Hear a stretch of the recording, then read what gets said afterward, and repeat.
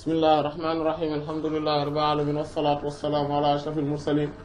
سيد الأولين والآخرين سيدنا وحبيبنا وشفيعنا ونبينا ومولانا محمد وعلى آله وصحبه أجمعين ورضي الله تعالى عن قطب العارفين وإمام الصديقين أبي العباس أحمد بن محمد التجاني وخلفاء المهتدين وأهل طريقة الفائزين الرابحين. أما بعد، قال سيدي وقرة عيني الإمام صلاح الدين التجاني رضي الله عنه وارضاه عنا به: وهذه العين لا ترى ولا تبصر إلا الشيء الذي يقع عليه نور الله المخصوص بقوله الله نور السماوات والأرض إلى آخره. في نيوتن الكنوز العشرة الكنز الأول في عوالم الإنسان. dégg nga kon al imam Seydina al imam Salah Din Tijaani alayhi ridwaan rabbaani bokk na ci liñ gisoon ci lim doon wax maanaam suñ jotaay bi weesu voilà suñ jotaay bi weesu daf doon expliquer li aju ci wàllu xol maanaam ñun liñ gisoon mooy al aqlu saami maanaam mooy xol bi nga xamante ne moo ëpp xel yi maanaam moo gën a kaw yeneen yi ci des, c'est-à-dire c'est l'intellect suprême et que dafa am rapport moom mooy xol en fait. Bon, maintenant li ñu gisoon plutôt c'était dafa amoon rapport ak li nga xam ne moom mooy mécanisme bi nga xam ne moom moo nekk ci xol maanaam physionomiquement voilà li nga xamante ne noonu la nekkee maanaam noonu la xol composé wu nekk li nga xamante ne moom dëgg-dëgg moom mooy xel mi nga xam ne moom mooy bi gën a kawe. bokkul ak xel parce que moom xol day toppatoo c'est-à-dire que li muy préoccupé wu moom mooy yi nga xamante ne moom mooy maanaam xel maanaam bi nga xamante ne mooy yuur gi voilà li muy préoccupé wu moom mooy yi nga xamante ne ñoom ñooy affaire courante yi. quant à maanaam du aju ci wàllu matière yi. quant à xol moom li muy préoccupé wu moom mooy affaire yi nga xam ne ñoom ñoo am solo yu sensationnel yi nga xamante ne sentimental lañ yi nga xamante ne haut de gamme lañ yu gën a am importance yi nga xamante ne dafa aju ci ay conviction maanaam ay gëm-gëm ay dogme ak yu mel noonu loolu xol moo koy toppatoo. voilà loolu gisoon nañ ko et puis gis nañu physiologiquement et puis tamit gisoon nañ ay masalan yi nga xamante ne borom bi subhaanahu wa taala dafay wax ne comme surtout aaya boobu nga xam ne bu ci bokk ci ci teg inna fi zaalika la zikraa liman kaana lahu qalbun maanaam aw alqa sam'a wa shahid, c'est-à-dire que ne mandarga yi maanaam ne alquran ji liñ ciy nettali yëpp la zikra giñ naa ne ak fàttali la mais liman kaana lahu qalbun ñeel ki nga xamante ne dafa am xol, c'est-à-dire que ce qui veut dire que ni du nit ñëpp ñoom ñoo am xel mu kawe mi te moom mooy xol. loolu moom moo tax boroom xol yi maanaam ñi nga xam ne am nañ xel mu kawe ñooñu ñoom la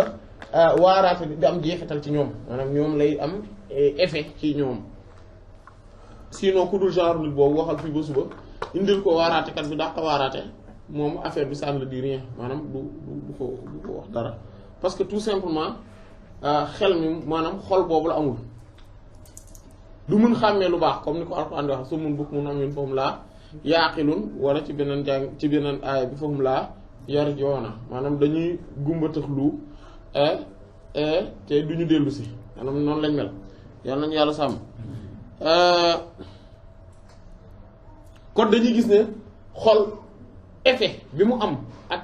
transcendance doole bi mu am ci kaw yuur gi moo ëpp doole que li nga xam te ne moom mooy effet bi contraire bi c'est-à-dire que bi yuur bi am ci xol bi voilà loolu moom moo tax yonent bi sallallahu alayhi wasallam mu ne yonent bi sallallahu alayhi wasallam wax na dëgg bi nga xamante ne moom la wax ne ala wa inna fil jasadi mudgha idha salahat salaha al jasadu kullu wa idha fasadat fasada al jasadu kullu ala wa hiya al qalbu mu ne ala waawee yëgoo ma yëgal la ne am na ci biir yaram benn suux benn muscle boo xamante ne su baaxee yaram bi yëpp baax su bonee yaram bi yëpp su yàqoo yaram bi yëpp yàqu te loolu moom mooy xol. Donc voilà qu'il y a un muscle, voilà, donc voilà, s'il s'est réformé,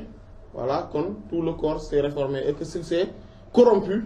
tout le corps devient corrompu et ce muscle c'est bien le cœur. Voilà donc loolu la doon wax léegi mu ne léegi mu ne borom bi tamit dafa wax ne quluubun yawma idhin waajifatun absaaruhaa xaashi'atun gisoo fii tamit beneen aaya la boo xamante ne day tegtal ne xol maanaam nit ñi yawmal xiyaamati ñi nga xamante ne dañuy jàq tiit maanaam nekk voilà dans la peur voilà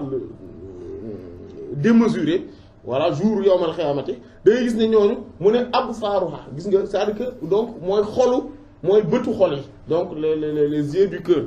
ñoom ñooy tiit voilà ñoom ñooy tiit ñooy xaasha et puis que borom subhaanahu wa ta'ala nee na fa innahaa laa ta'mal absaar walaakin ta'mal quluubu llatii fi suduur alquran suy wax bay wax silmaxa voilà suy wax di wax silmaxa la cécité lim ci jublu moom mooy silmaxa bi bëtu xol bi silmaxa mais pas bi bët bii di silmaxa loola tax mu ne en toute vérité du ne maanaam xol yi maanaam du ne bët yi ñoom ñooy silmaxa donc les yeux du loolu mais c'est le cœur même maanaam xol bi nga xamante ne bi nekk ci dënn yi ñoom ñooy silmaxa c'est cécité voilà ah waaw mooy sourate Hajj aaya 46 voilà kon mu ne ñaari aaya yooyu dañuy tegtale ne que xol day gis dafa am bët xol dafa am bët boo xam ne day gis di xool comme ni ko aaya wax ala basiratin ana wa man ittaba'ani voilà que man dama nekk ci benn clairvoyance voilà gis-gisu xol boo xam te ne man maa ci nekk man ak képp ku ma topp sourate Yuusuf aaya 108 voilà léegi foofu la ñu yemoon ci jotaay bi weesu donc léegi nag dañoo war a gis insha allah beneen étape beneen détail bu important ci buntu boobu parce que xaqiqatan lii soo comprendre liñ doon wax yëpp presque ça tourne autour de lii nii liñ doon wax yëpp ci wàllu réaliser maanaam en fait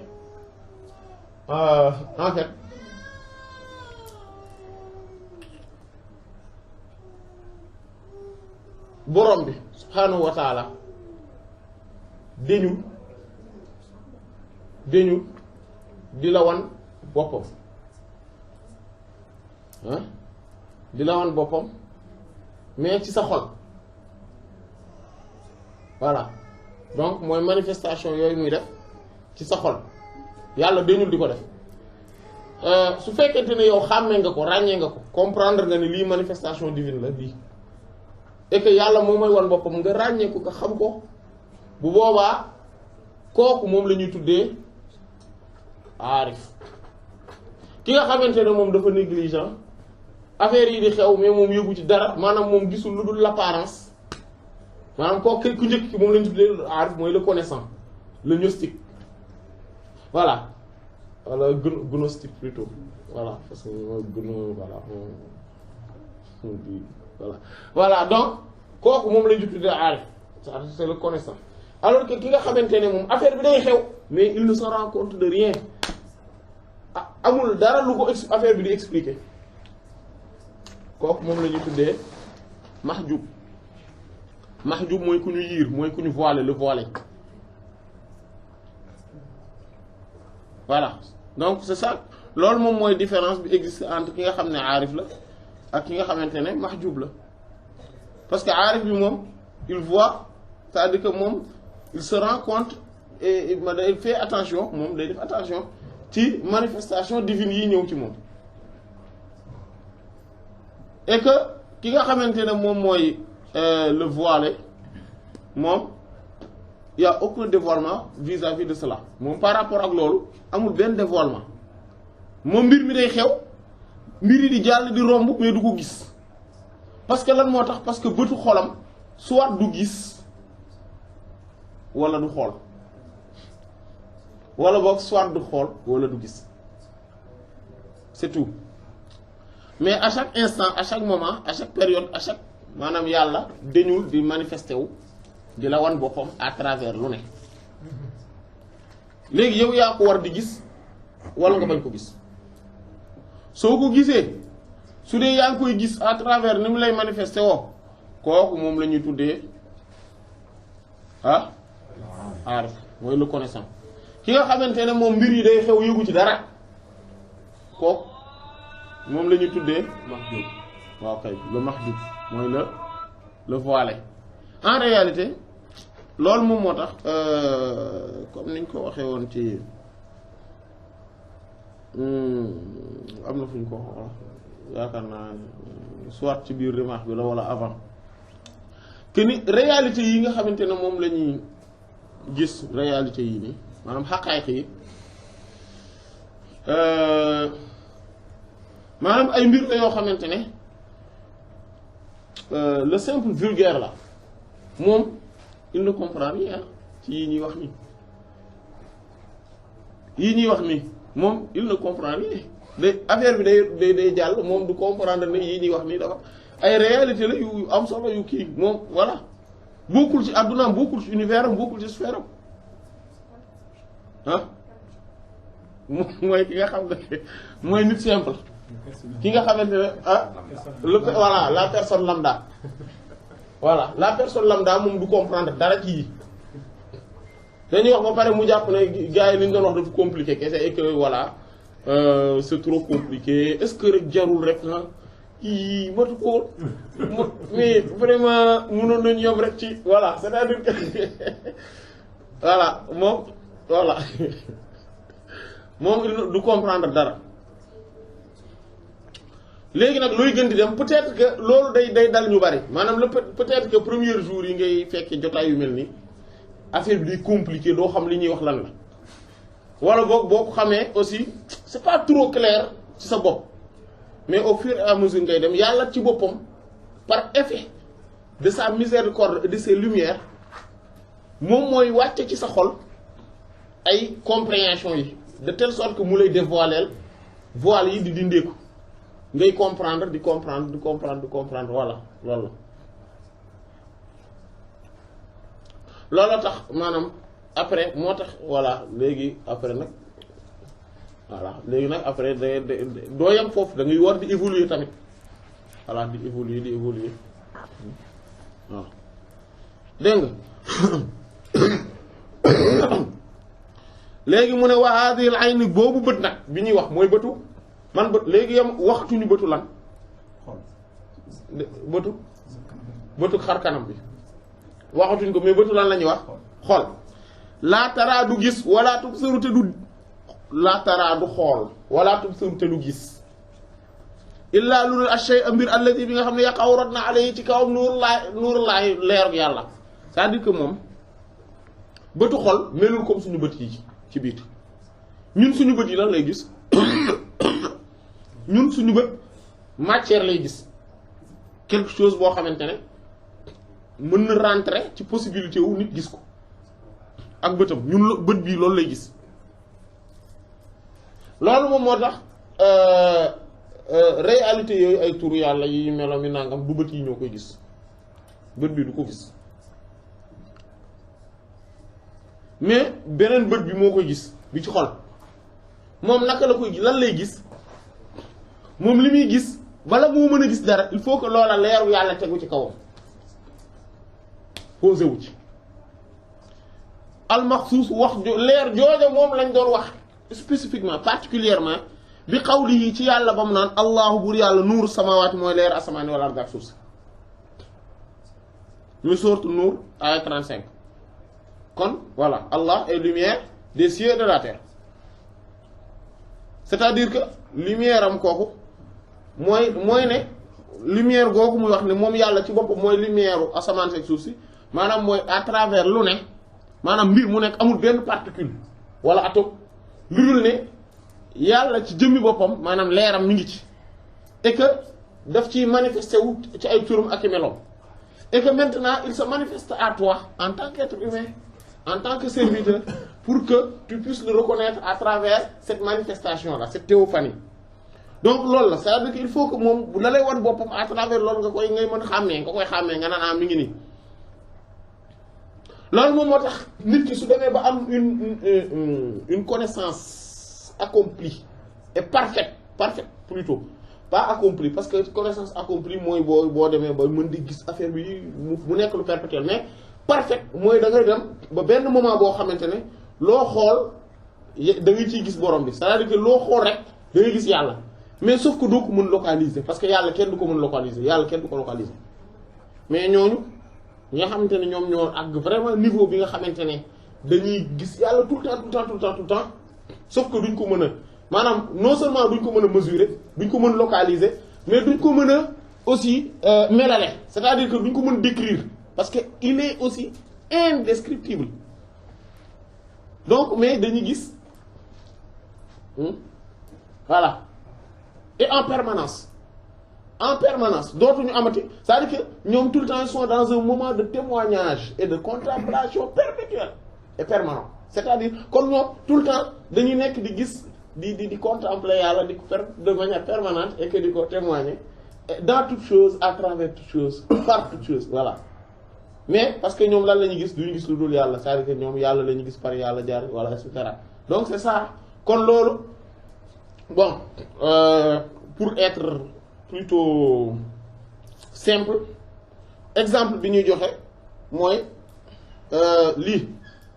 kaas la wala plutôt góob la du dégg bët bi nga xamante ne moom mooy bi nekk ci sama xar kanam bi lu muy gis moom li muy gis mooy benn matière boo xamante ne dafa weex et que mu yor forme boo xamante ne à peu près cylindrique la moom la gën a jege ah et que bu creux la sama bët bi li la gis gisul leneen wala ñun ñëpp suñu bët yi loolu lay gis suñu bët bi nekk fii bi nekk ci xar kanam maintenant ñun suñu différence ñun ñëpp nag fan la résider mooy suñu bëtu xol ana lan lay gis bu ko xoolee là c'est que la subtilité de la vision du cœur foofu la différence bi nekk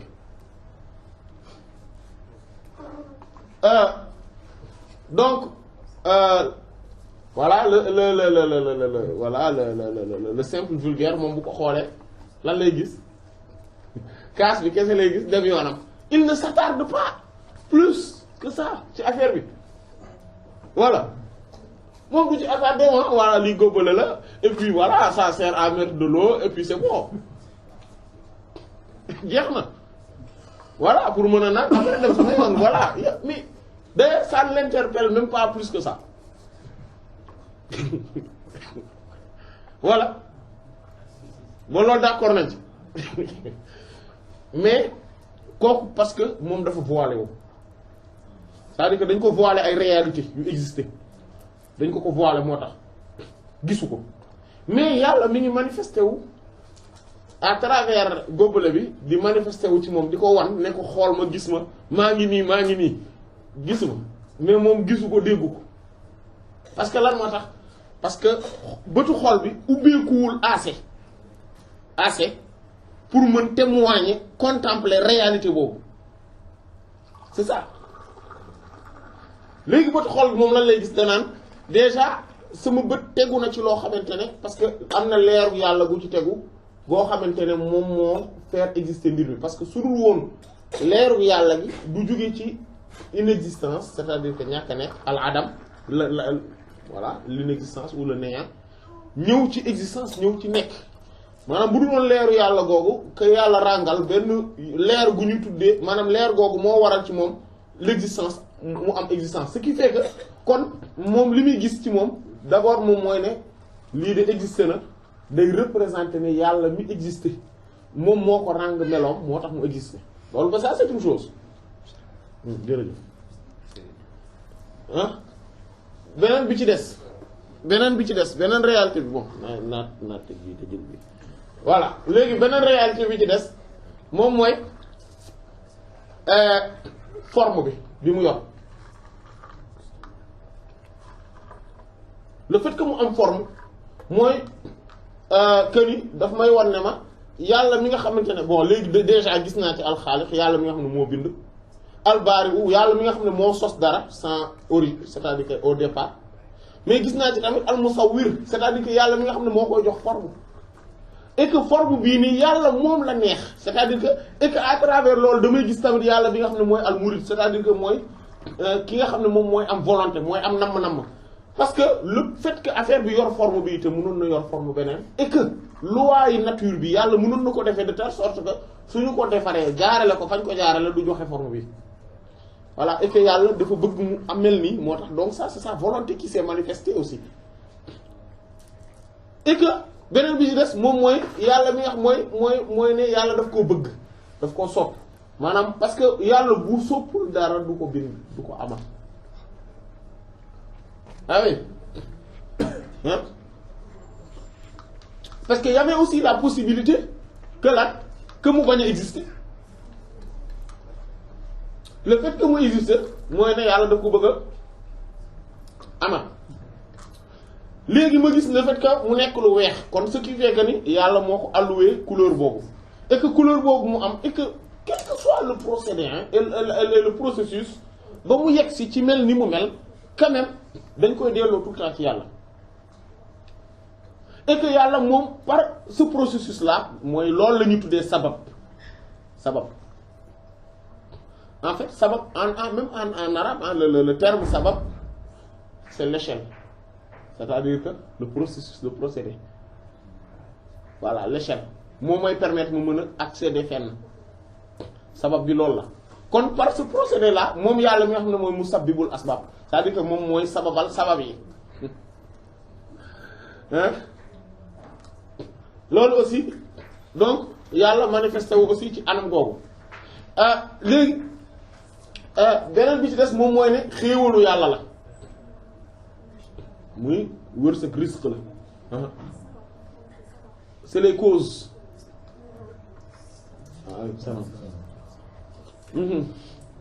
voilà dégg nga léegi voilà léegi le fait que ma gis ne moom de affaire bi de rafet na dafa rafet ah voilà le fait que ma gis ne lii de rafet na ak ni ñu ko defaree nii tabarkalla loolu c'est que kooku aussi léegi beneen vision du cœur moo ci dugg moom mooy lan le fait que yàlla mi nga xam ne moom mooy ku taaru ki ba pare di defar lu taaru di defar lu rafet kon la c'est la beauté divine qui se manifeste également en même temps léegi bu ma gisee maanaam c'est-à-dire que loolu topp ko ci yu bëree bëri maanaam topp ko maanaam da ngay gis en fait suñu différence yëpp mi ngi résider foofu mooy capacité bi ñu am ci gis manifestation divine yi à travers affaire yi le fait que suñu xol aiguisé c'est-à-dire que suñu vision xol bi suñu bët xol sew aiguisé sew mooy subtilité boobu ba mën ràññee yooyu yëpp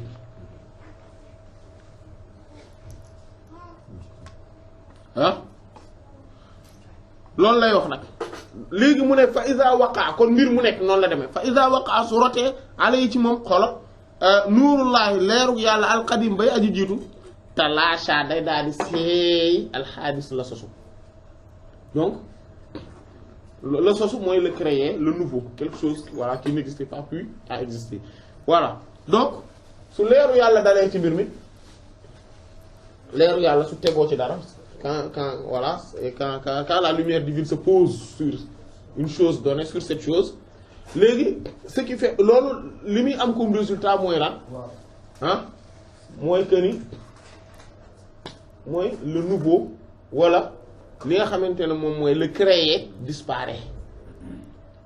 day disparaître ce qui veut dire que mooy lan mooy leer yàlla bu ci tegoo bu fekkee man sama bëtu xol dafa am leer bu ma xoolee ak sama bët bii lii laay gis mais sama bët xol bu ci tegoo rek le créé le nouveau disparaît maintenant lan laay gis ay attributs et noms divins jeex na du ma gis leneen c'est ça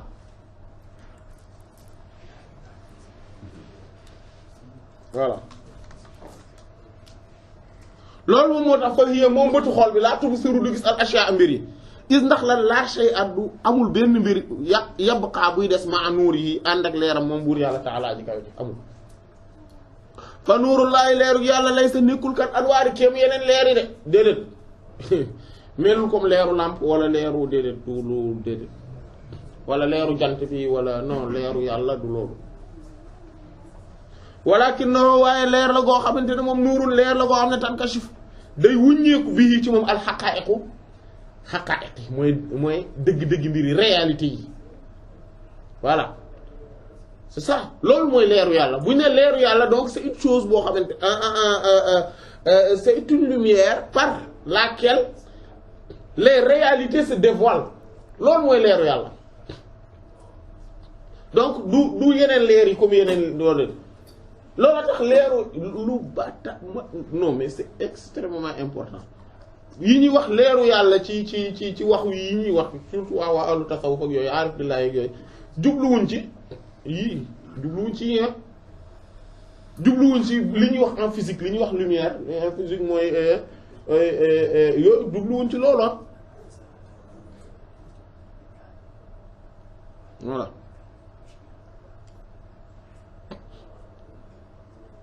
dégg nga kon réalité yi dañuy dévoilé wu à travers leeru yàlla kon ce qui veut dire que leer kon mais amul dara ci àdduna bi lu dul ne leeru yàlla tegu na ci mais sauf que l'insouciant le distrait voilà muy aji yëg digg la xaafil moom du gis loolu du gis leer gi moom en fait day romb affaire yi sans mu bàyyi ko xel alors que yàlla mi ngi nii c'est ça bu dul woon cette distraction là kon yàlla dañ koy gis parce que mi ngi nii c'est ça c'est cette distraction maintenant yàlla dañ koy gis cela ne veut pas dire l'essence divine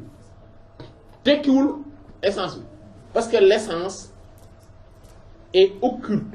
de la manière la plus intime loolu il faut mu leer essence divine dafa nëbbatu ci anam gi gën a làqatu fii xaayatul butun ci dayoog nëbbatu dans l'extrême occultation foofu la nekk donc dafa nëbbatu dayoog nëbbatu làqatu dayoog làqatu kenn mënu ci am accès bu ñuy wax affaire xam li ñuy xam ci yàlla du nekk c'est pas son essence non c'est mooy loolu c'est mooy les noms et les attributs maanaam turam yi melo yi la ñuy xam ci yàlla ñi xam yàlla yépp loolu lañ xam ci yàlla xamuñu essentiellement loolu amul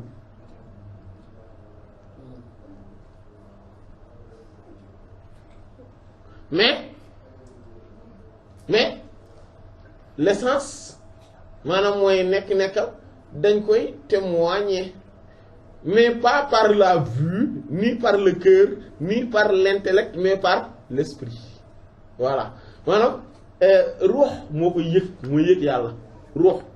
mooy am benn témoignage contemplation voilà ci yàlla voilà loolu nag li tax mu mën a nekk ko xam nañ ko lu tax ah wa mooy la dafa la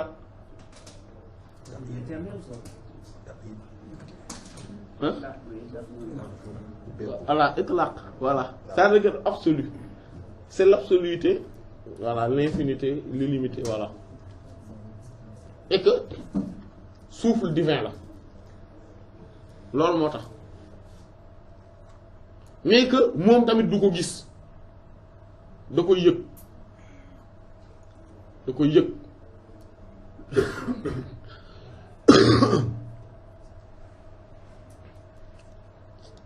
kon leeru yàlla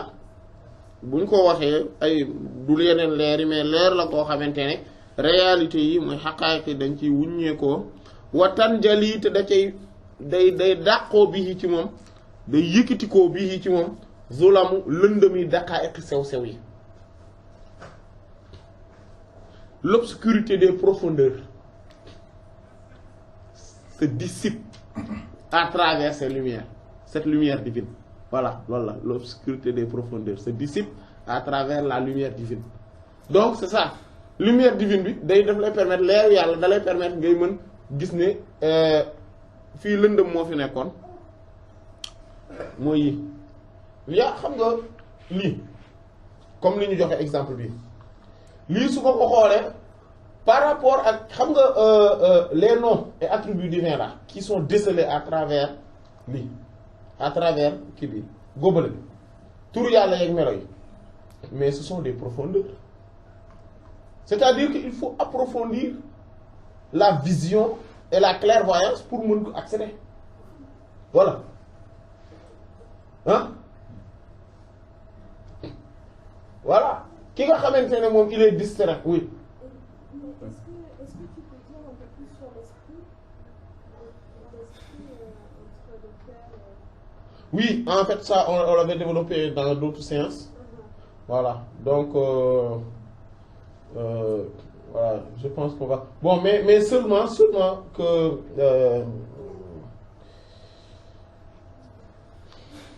qu'est-ce qu'on pourrait dire pour résumer? Bon, que l'esprit est absolu. Et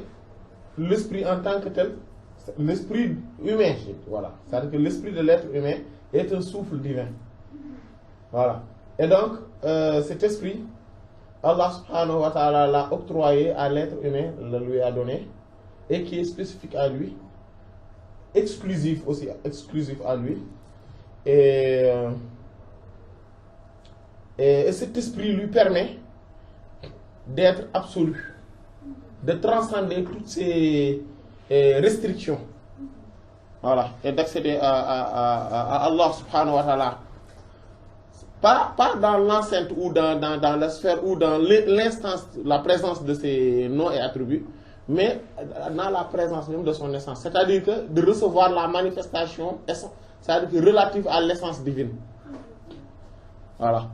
Mais sans cela, c'est pour ça qu'il faudrait aussi faire tout pour faire partie de ces gens-là. C'est-à-dire que de ces gens qui ont réalisé l'absoluité. Parce que sans cette absoluité-là, on n'arrive pas à avoir à recevoir ou bien à contempler cette manifestation. On est également, c'est pour cela que les gens de l'absoluité, c'est-à-dire que les gens, les connaissants, par rapport aux gens de l'absoluité, les connaissants, même accomplis, hein, quand on parle de connaissants, on parle des connaissants accomplis, sont comparables au commun des mortels vis-à-vis des gens de l'absoluité. Vu que ces gens de l'absoluité-là, eux, ils reçoivent la manifestation divine, c'est-à-dire vis-à-vis même et de l'essence même divine, de l'essence divine même, alors que les autres connaissants ne reçoivent que la manifestation, mais relative aux noms et aux attributs divins. C'est pour ça que ces gens-là, on les appelle aussi les afrades, les singuliers. Ils sont singuliers. Vu qu'ils sont spécialement singuliers vis-à-vis de cela. C'est pour ça que c'est eux, les afrades, qu'on appelle également les itlaq. Donc, selon aussi le cadre, donc on parle de... Voilà. Maintenant, toutes ces manifestations dont on est en train de parler, ce sont les manifestations qui sont relatives au cœur. C'est-à-dire que quand Allah subhanahu wa ta'ala se manifeste à travers et au cœur même de l'être humain, et que lui, il doit s'en rendre compte de cette manifestation, non seulement, mais de le voir et de contempler ces attributs divins et ces noms divins. Et ce n'est qu'à partir de ce moment-là qu'il devient connaissant. Sans cela, il n'est pas connaissant. Voilà. Voilà,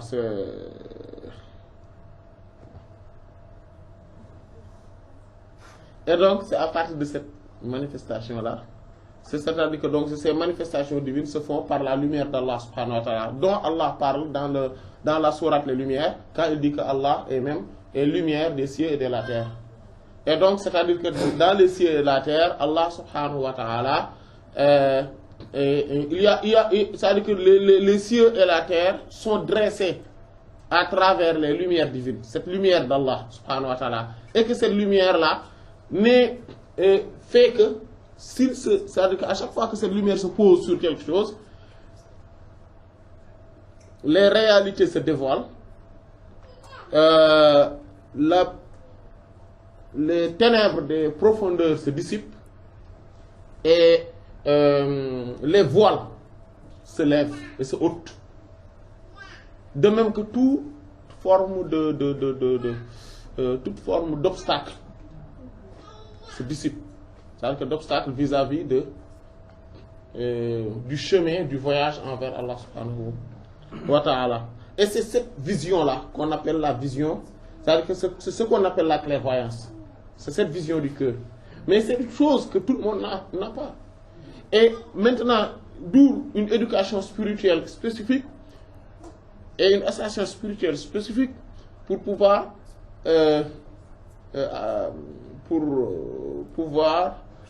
aiguiser cette vision du cœur, cette clairvoyance. Voilà. Voilà. Et que cet œil-là, c'est-à-dire que cet œil du cœur, cet œil du cœur-là ne voit pas les choses épaisses. Voilà. Par exemple, cet œil du cœur ne voit pas ce gobelet-là. Mais il voit les noms et les attributs divins à travers ce gobelet. C'est ça. C'est ça la différence entre l'œil du visage et l'œil du cœur, qu'on appelle, entre autres, clairvoyance. Voilà, al-basira. Voilà, j'espère que j'ai été un peu... Voilà.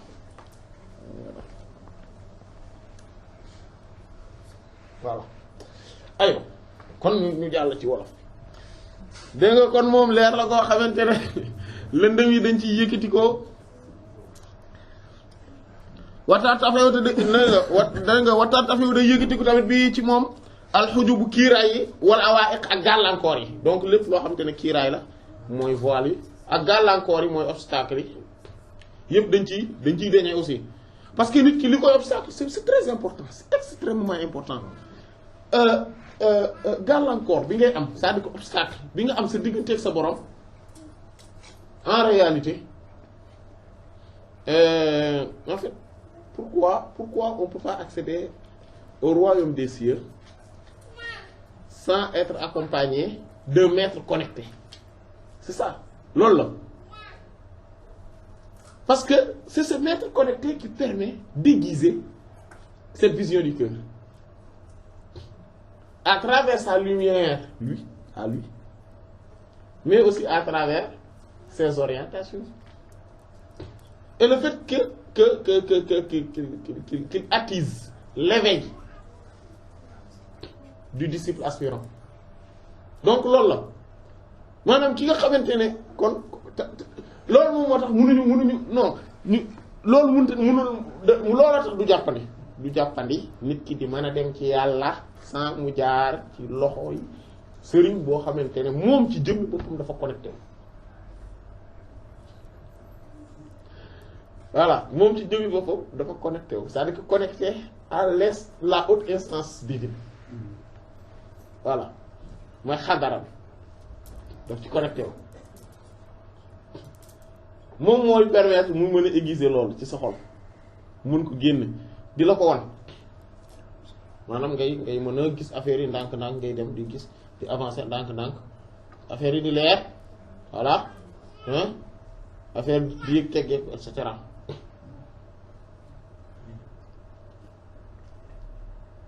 loolu la parce que gàllankoor yi li koy waral yëpp loolu rek la maintenant les pratiques là, les pratiques religieuses, les pratiques de la loi, de la mooy charia yooyu li ñuy permettre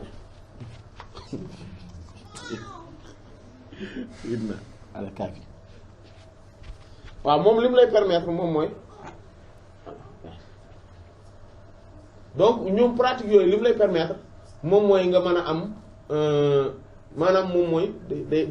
da koy taal da koy xamb da koy attiser day xamb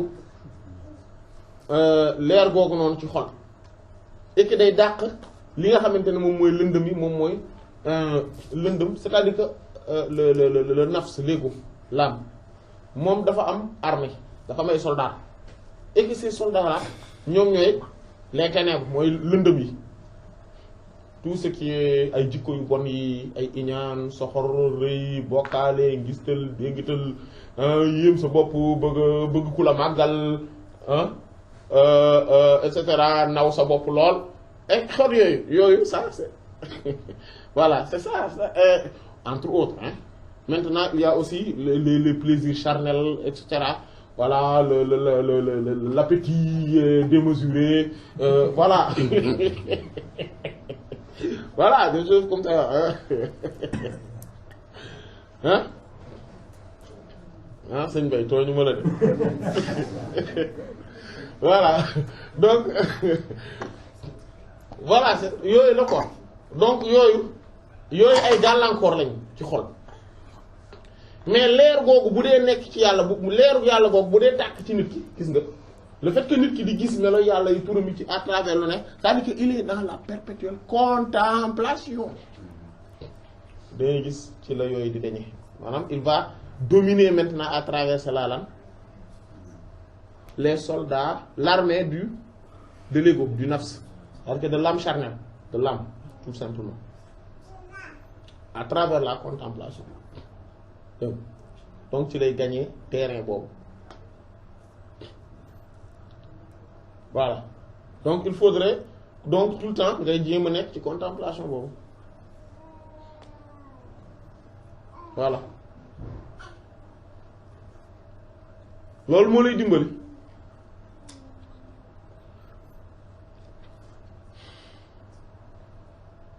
voilà bon ce sujet bi développé nañ ko ci Rimah bi ci tafsir Suratul Baqara bi voilà assez pour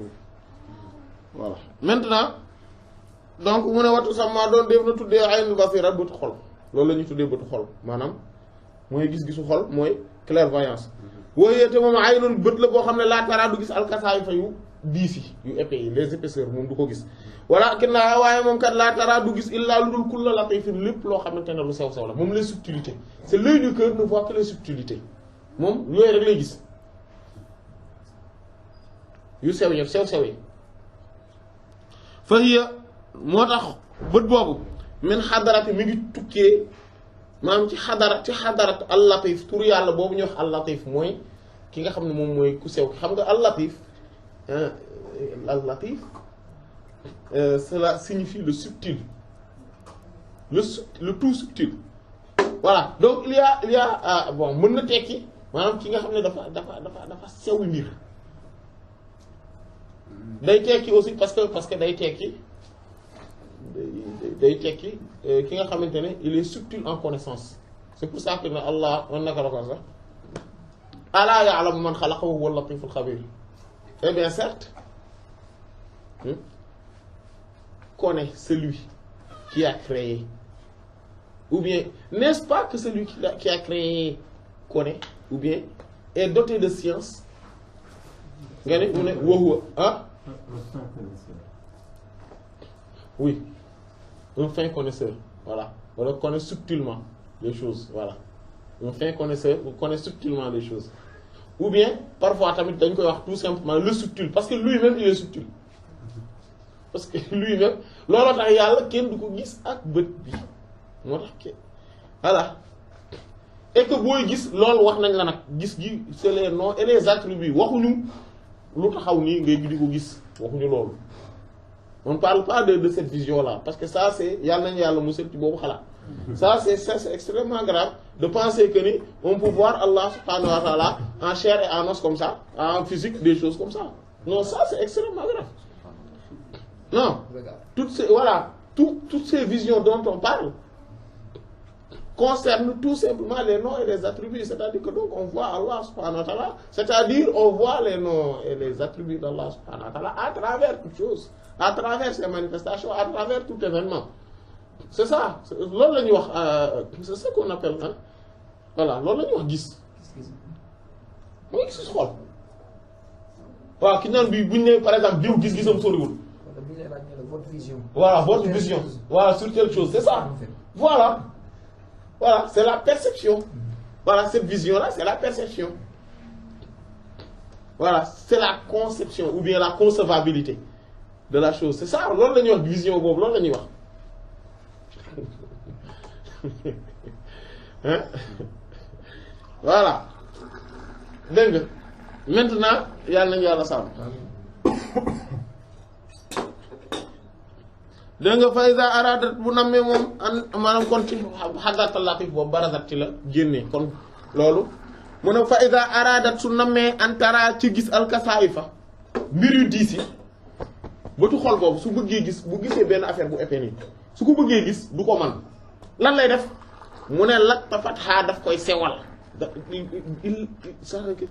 à chaque fois que cet œil veut voir, c'est-à-dire cet œil du cœur, veut voir les choses qui sont épaisses, il le rend subtil. D'abord. Donc il rend subtil. C'est-à-dire que par un processus, hein, ou bien par une analyse ou par un système intégré, hein, c'est-à-dire que c'est la chose épaisse qui entre, et après le système le traite, il va ressortir en étant subtil. Voilà jeex na acca mu subtil noonu lay def moom bët boobu noonu lay def su gisee mbir bu nekk da koy rendre d'abord subtil parce que mënu ko gis en tant que ni mu nekkee lu épais nii loolu li ko man yàlla moom ci yërmandeem gu màgg daf ñoo defal bët yii nii pour ñu mën gis épais yi mais lu subtil xol moo koy gis comprendre nga Allah léegi nag fara atha bu ko defee mu doog ko mën a gis ala suuratin ci melo boo xam ne uxra beneen la xayra bu boo ko def suurati xaa melo alkasifati bu diis bi fan naa su nit ñi nag ni yaa mun ña ngay nelaw nit ñi dañuy nelaw woowum te ñoom ñooy lan ahlul xijaab mooy borom kiiraay yi c'est mooy ku ñu wax mahjub mooy ahlul xijaab mooy les voilés ñoom ils sont dans un sommeil profond très profond sax mais dañuy nelaw yëguñu lu géej gi di riir tout se passe devant eux sans qu'ils s'en rendent compte tout parce que lan moo tax parce que dañuy nelaw gis nga kii nelaw fi mu toll fii fekk mi ngi ci nelaw yi elle est dans un sommeil profond ah yaa ngi dégg bu immeuble bi doon màbb sax bu ko yëg parce que mi ngi nelaw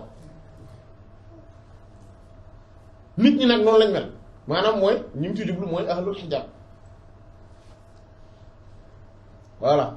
c'est le commun des mortels voilà les gens du voile c'est-à-dire que ceux qui sont voilés de toutes ces réalités là yii ñuy wax ni ñi nga xamante ne dañ ñëpp dañ leen ko nëbb nii ñoom mënuñu c'est-à-dire que ils n'imaginent même pas que ces réalités là existent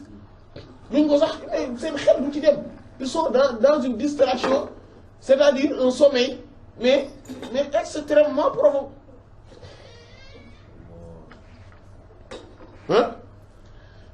fa kullu ma lépp loo xam ne raaw gis nañ ko minal kasaay fi ci yi nga xamante ne dafa diis fa kama kem li nga xamante ne la rek yaraal daf koy gis an naa ima aji nelaw ji fi maanaam yi ci nelaw c'est ça c'est-à-dire que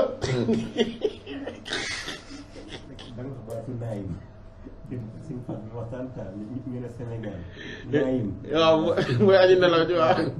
léegi da naa ib ah c'est vrai parce que moom tamit day nelaw rek yàlla nañu yàlla sàmm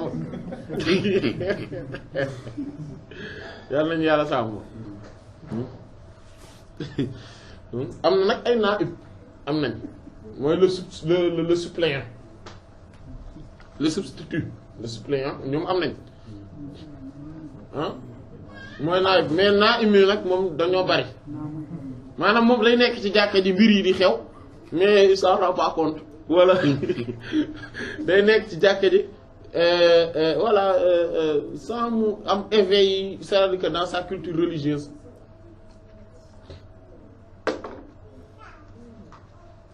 d'accord dégg nga kon ñoom lépp lu ñu gis ci ay yu maanaam loolu la kii kon ñoom ahlul hijab les gens voilés ñoom lu ñu gis ci yii nii mbir yi nga xam ne ñoom ñooy l'aspect extérieur des choses c'est-à-dire que les choses épaisses ñoom lu ñu ci gis nii li feeñ ni ñoom en fait c'est comme si c'est-à-dire que loolu mën nañ ko comparer cela pourrait être comparé à ce que maanaam li nga xamante ne moom la kii nelaw di gis ci gént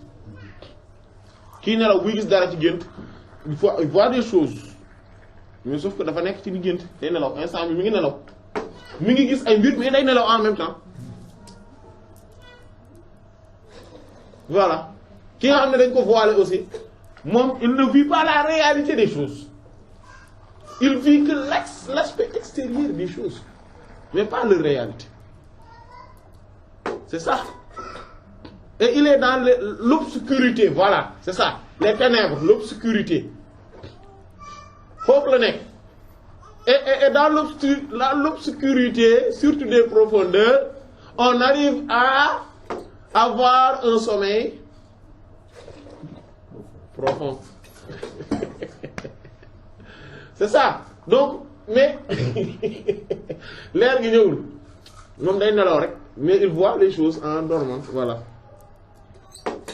dégg nga fa iza asbaha su xëyee min ahlil basirati maanaam su xëyee bokk maanaam mooy su demee ba mësa bu ñëw nag bokk min ahlil basirati boroom basira mooy boroom gis-gis xol yi nag léegi voilà léegi nag yàlla dévoilé na Allah dindi na voile doxoon ci diggante moom c'est kaana day nekk kaman kéem ka nga xam ne xaama dafa jóg min naw mi ci nelawam c'est comme si quelqu'un boo xam te ne dafa yeewoo ci ay nelawam fa abbara bu ko defee nag mu mën a firi nag maa li nga xam ne raahu moom la gis fil maanaam ci gént léegi nag mu commencé nag ne ah man de damaa gént nangam te xam naa ne interprétation bi nangam la donc ñun on vit sur terre ñun on voit les choses mais que il faudrait maintenant qu'on se réveille de notre sommeil profond pour pouvoir interpréter ce qu'on est en train de voir ce qu'on est en train de vivre c'est-à-dire mooy lan avec l'œil de la clairvoyance du dëgg et que ñu mën a accéder c'est ça loolu la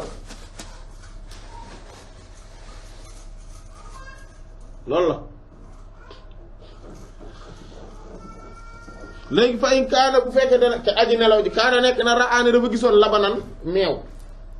abarawo daf koy firé bil ilmi ci xam-xam voilà su fekkonte ne bi muy nelaw dafa gént meew gént di naan meew loolu mooy xam-xam bu muy am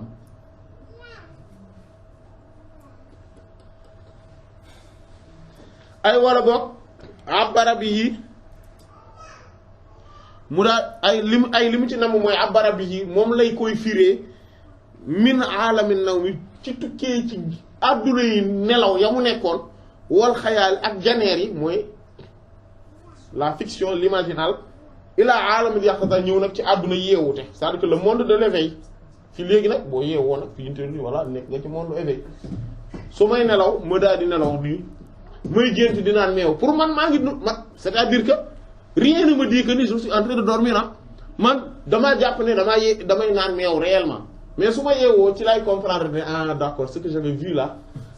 maanaam ce n'était pas la réalité mais dama doon nelaw et que maintenant li ma gis nii meew la li muy tekk mooy xam-xam comprendre c'est ça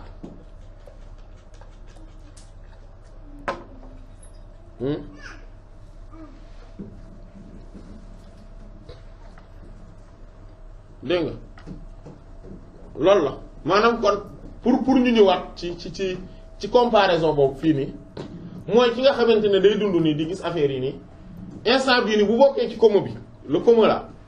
nga xamante ne moom ñoom dañoo nëbb seen xol dañ ko muur ñoom dañu distraire ils sont dans la distraction et dans l'insouciance ñooñu noonu ils voient les choses ils voient des réalités dañuy dund ay affaires événements yi di jàll duñ ci jàngee dara duñ ci wàllu yàlla duñ ci gisee yàlla mais su xëyee ba benn jour mu am benn éveil nii daal di xam ne ndekete affaire yi da nga koo war a gis maanaam ndekete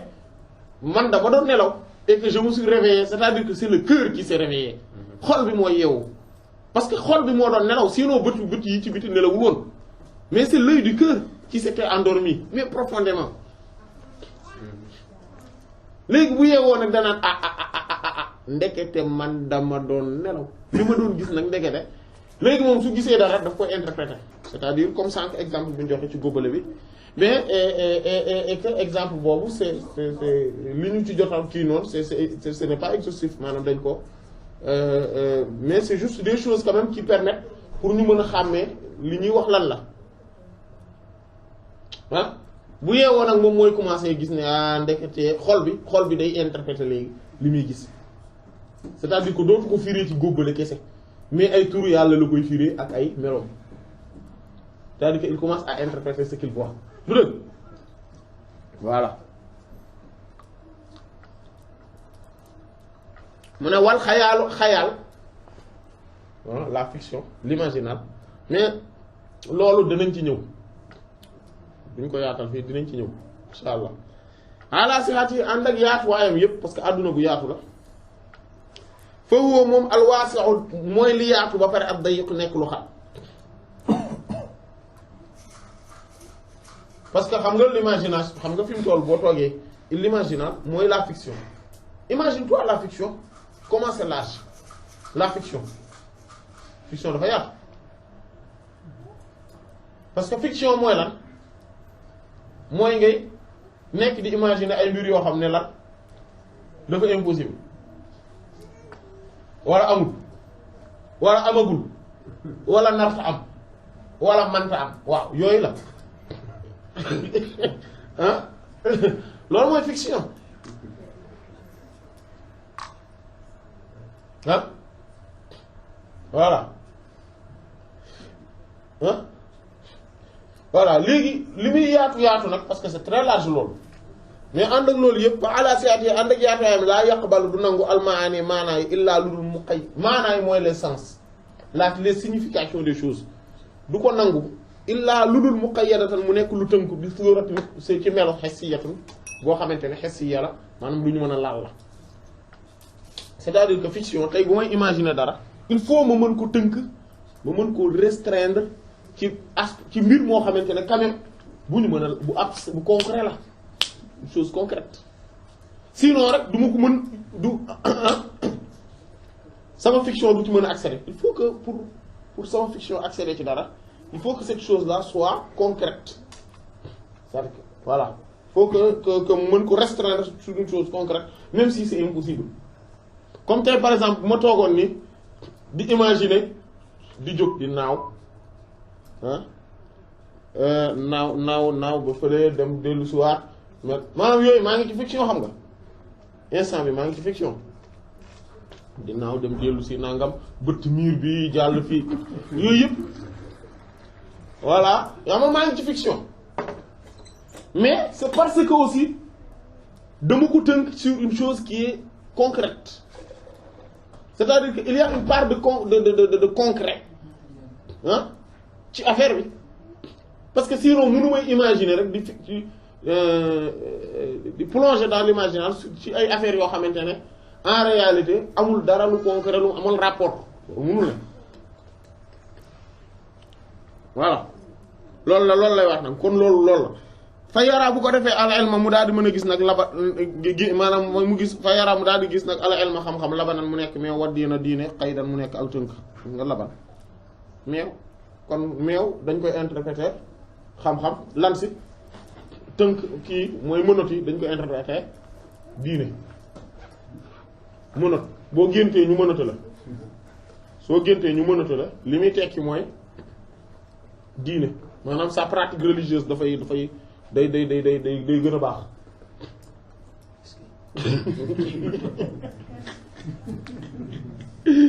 waaw loolu lay tekki mais cependant soo géntee ñu chaîner la ci baat ça c'est l'avilissement mooy torox tàngi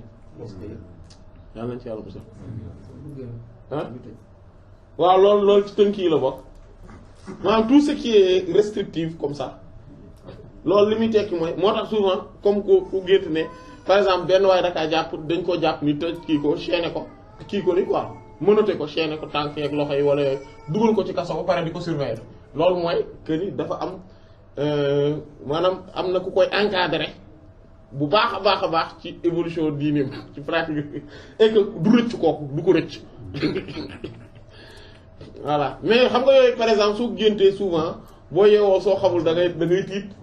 da ngay ne yii voilà alors que loolu la man la ngay gént nii di xeex di duma waaj di ki ngay xeexal loolu mooy ay xeetu soit loolu rab la ay rab ni yoo xamante ne ñoom ñoo lay song ngay xeex ak ñoom voilà léegi nag soo leen gañee li muy tekki mooy amul danger wala mu nekk liggéey boo xamante ne tamit day yàqu parce que yaa ngi gañe kooku mais li bon nag moom ci koy xeex moom xeex gént di xeex du loolu moo garaaw mais li garaaw mooy ñu gañe la ci xeex mi waaw voilà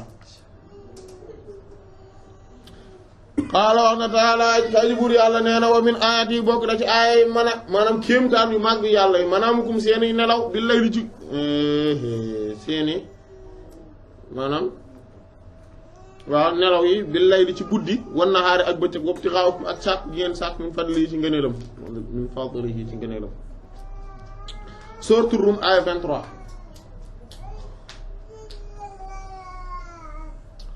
aaya bi dafa am ñaari volet loolu lu ma ta bàyyi xel la moom lay développer nii ci aaya bi ñaari mbir la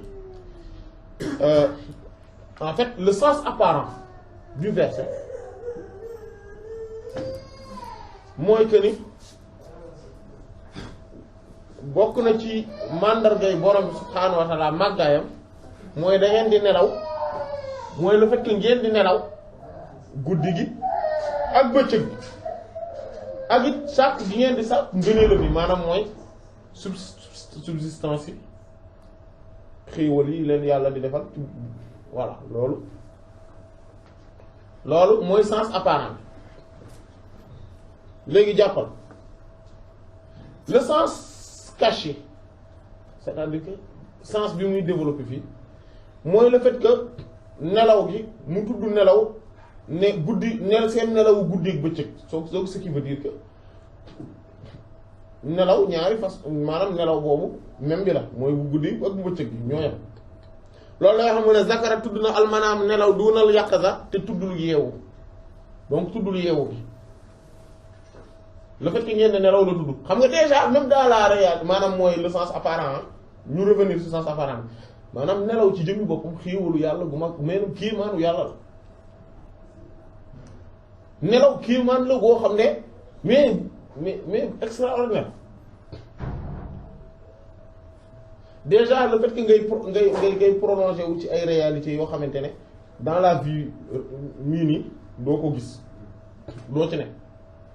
le fait que ngay mën di noppalu mais et que booy nelaw mais yaa ngi noppalu non seulement yaa ngi noppalu mais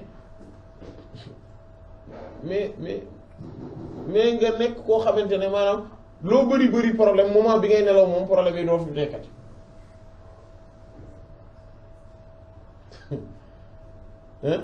ak yeneen i xeeti xéewal yu mag yu nekk ci nelaw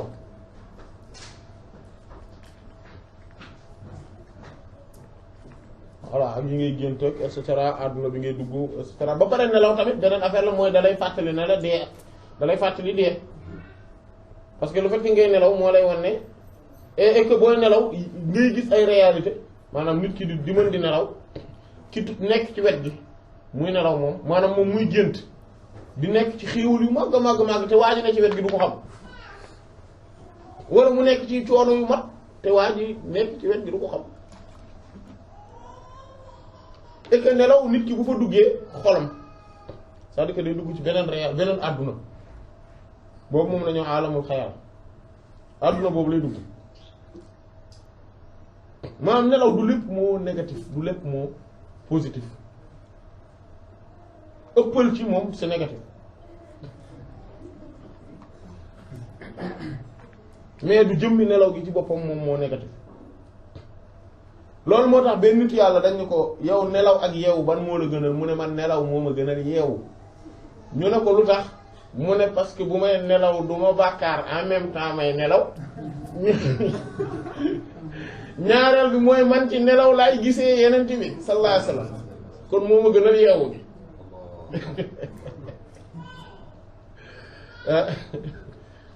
voilà voilà donc maanaam pour dire que ni voilà du léegi nag loolu kon bokk na ci maanaam le fait que nag léegi ngeen di nelaw mu kon mu tudd nelaw gi tuddul yeewu gi léegi nag ñu ñëwaat ci xaalu kese mu ne kon fii xaali dunya ci xaalu àdduna fa dal la loolu day tegtale ala am na ci que nag al yaqazati yeewu laa takunu du nekk illaa lu dul indal mawti fa dee loolu lay wane ne parce que le fait que muy wax ne yéen àdduna kat bokk na ci kéemaanu yàlla mooy le fait que mu may leen ngeen di nelaw maanaam muy mu tudd nelaw guddi gi bëccëg gi ba pare waxul affaire yeewu mooy wane ne yeewu gi kon kañ lay am mooy bu dee amee. wa inna insaana te kat li wér bool mooy kon nit ki doomu aadama naa imun aji nelaw la abadan ba faaw maalam yamut feeg deewul feeg nit ki deewul mi ngi nelaw fa zakara mu tudd annahu nakat ne li wér bool mooy sàmm am na foofa manaamun ay nelaw bil layli ci guddi gi wan nahaari ak bëccëg ne nelaw guddi am na nelaw bëccëg am na nelaw guddi gi xam nañ ko nelaw bëccëg gi mooy ban mooy ku xamul luy xew la distraction mooy nga xam ne dañ ko voilé dégg nga kooku ne maanaam kon am na nelawu bëccëg ak guddi fii yaqazati yi ci yeewoom wa naw mi ak i nelawam maanaam le moment bi mu yeewoo ak bi muy nelaw yëpp ndekete dami ngay nelaw wa fil xabar yi am na ci xabaar maanaam xadis boon buy wax ne annaasu nit ñi niyaamun aji nelaw lañ fa iza maatu bu ñu deewee intabahu la ñuy yeewu nit ñaa ngay nelaw bu ñu yeewoo bu ñu deewee la ñuy yeewu bon dina def taxrij bi ci beneen munaasaba foofu noonu dina def taxrij dégg nga falam yàtti indiwul bil baa ci baa bi wan fi nahaari ci bëccëg gi li xaqiqa ngir mu mën a saxal dëgg-dëgg al musharakata bokkaale gi maanaam le fait que waxul wa min ayatihi manaamukum bil layli wa bin nahaari déedéet mais bil layli wan nahaari la wax le fait que waxul bil layli ci guddi gi wa bin nahaari ak ci bëccëg gi mooy wane ne ñoom façon nelaw bi yëpp benn la le fait que mu boole leen dégg nga sans mu indi préposition bi wane voilà bi wane différence bi wa annahu te lu wér boor mooy yuridun mi ngi namm almanaama nelaw bi muy wax fi li xaalil yaqazati mooy ci xaalu nit ki bu yeewoo almotaadat ba ñu baaxoo maanaam nit ki habituellement su yeewoo en réalité il est dans un sommeil en même temps alors qu'il est éveillé mais il est dans un sommeil c'est-à-dire que la sommeil le sommeil du cœur la distraction manaamukum léegi nag mu ne seenu nelaw bi layli ci guddi huwa mooy an naw mu nelaw almotaat ba ñu xam wa fi nahaari bëccëg gi huwa moom mooy nawmul xafalaat mooy nelaw yëgadi yi mooy le sommeil de la distraction de l'insouciance loolu la tuddee bëccëg gi wala haata lii moo tax jaala mu def adduna àdduna jisran mu nekk aw pont aw wala boog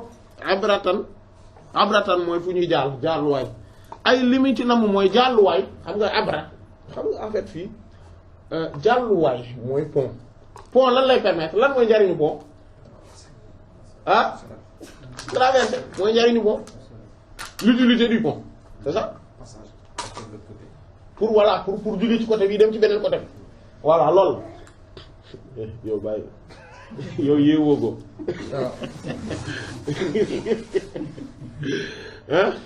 dégg ay maanaam li mu ci nam mooy gis nga àdduna kon mu ne lan la pont la boo xam te ne tu abbaru def na ca firi maanaam interpréter maanaam def na ci mën a jugee ci genn wàll mooy arruya gént gi allati yi nga xam ne yaraaxaa mi ngi koy gis al insaan nit ki fii naw mi ci nelawam fakamaa kem ni nga xam ne ànd na woo moom fii xaali naw mi ci xaalu nelawam yaraa day gis maa loo xam ne woo moom muraadun dañ koo namm li nafsi yi ñeer jëmmi boppam innama li am ba des mooy bu ko gisee woo moom kat ndekete muraadun dañ koo namm li xayri yi ngir leneen fa yu abiru boo ko defee mu firé min tilka sura su wari ci tukkee ci yooyu la jëmmi yi muy almariyat yi mu gis fii xaali naw mi ci xaalu naw ci bu muy nelaw ilaa maanaa jëmmi ko ci maanaam almuraad ba nga xam ne moom lañ nam biyaa ci moom fii alamul yaqzati ci xaalu yeewu ko maanaam lan lay tekki li mu wax mooy nit ki suy nelaw day gis ay mbir yoo xam te ne normalement en tant que tel dañoo am sens seen sens propre comme tey bu ma nelawee comme ni ñu joxe exemple bi meew mi bu ma nelawee gént di naan meew en réalité normalement naan meew en tant que tel lu existe la lu ñu xam la mais que bu ma yeewoo damay obligé ma firé ko neneen ma jox ko beneen interprétation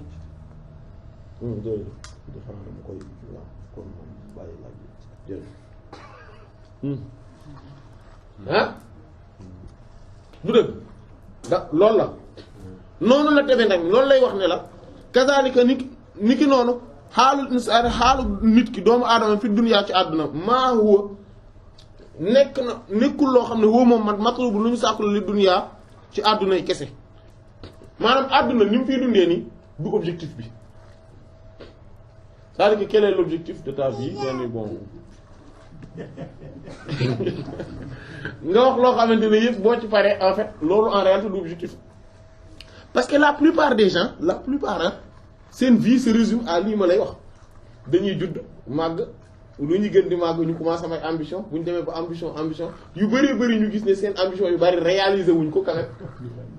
après muy wàññeeku tuuti à un moment donné leur ambition mooy am ay doom ay sët ay kii et puis ils gèrent bien leur kii et tranquillement ils attendent la mort voilà.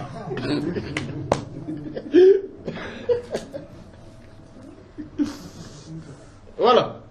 ah waaw bismillah waaw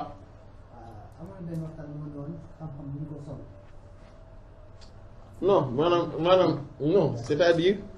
non maanaam li ñu ci namm non maanaam non amul confusion c'est-à-dire que suñ ne xam-xam duñ ko sol nit jubluwuñ ci ne amul lu ñu tuddee une science infuse c'est-à-dire que xam-xam boo xamante ne day tukkee ci borom bi mais day am ay sabab et que xam-xam ay côté ay catégorie la c'est-à-dire que nit ki day am cause yu koy waral xam nga tey bu ma géntee di nelaw di naan meew loolu mooy damay acquérir xam-xam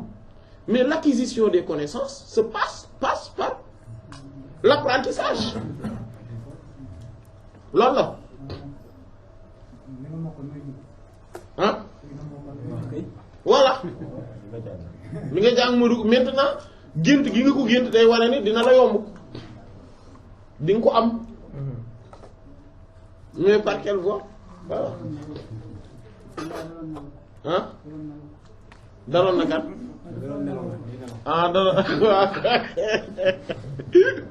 voilà kon ñu dellu si waat maanaam kon àdduna projet bi ma la wax sànq xam ngeen ni loolu taxul yàlla bind ñu indi ñu fi am na leneen lu tax lu gën a kawe du dëgg voilà loolu lay wax nag mu ne fa kulluma lépp loo xam ne yaraawu daf koy gis fa innama li am ba des mooy huwa loola matlubun lu ñuy sàkku la lil aaxirat ñeer alaaxira fa hunaaka foofa yu abbar moom lañ koy firi foofa la ñuy mën a firi li xewoon fii ce qui veut dire que yow moment bi ngay nelaw gis nga boo yeewoo ci say nelaw ni ngay rendre compte que ni da nga yeewu en même temps en réalité fii sa àdduna yaa ngi ci beneen nelaw boo xam ne bu dee amee ba nga dem alaaxira ci ngay rendre compte ne da nga doon nelaw et que di nga doon gis dans la vie foofa loola àdduna loola ay nelaw la woon ay gént la woon en fait loolu mooy xaalu ñu voilé ah dégg kon woye xoru bu boobaa dana feeñee la woññeel ko maa la nga xam ne raawu gisoon na ko fi dunyaa ci àdduna fa dunyaa kon àdduna gisrun am ab pont la yoo abar boo xam ne def na firee def na ko def koy romb walla yu amar waaye defu ko dëkki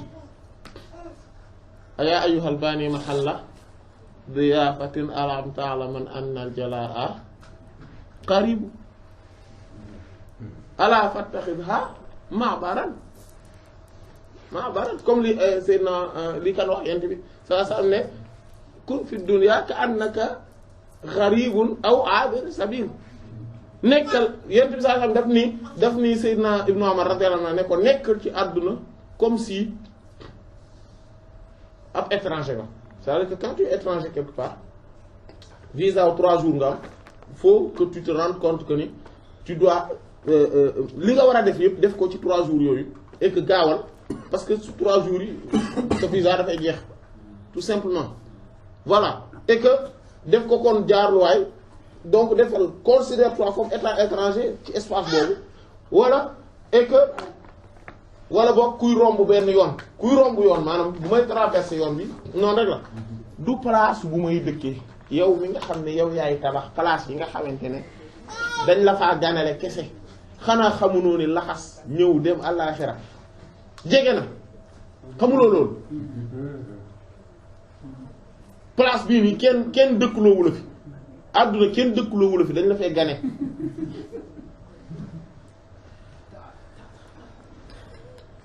voilà c'est ça dégg nga yow sama kii bi non na ma jox sama portable yaakaar naa dina waaw mën nga ma jox sama portable am yi xoolal bi. voilà bu su bomba. waaw baax na dégg nga voilà dégg nga kon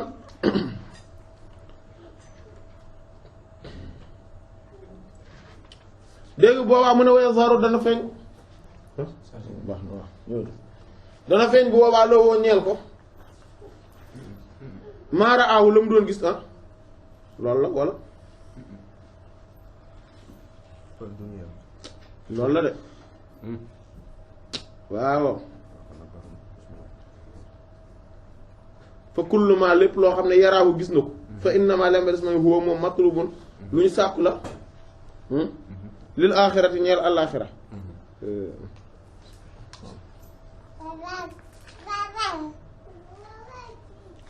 walla kam su bi sax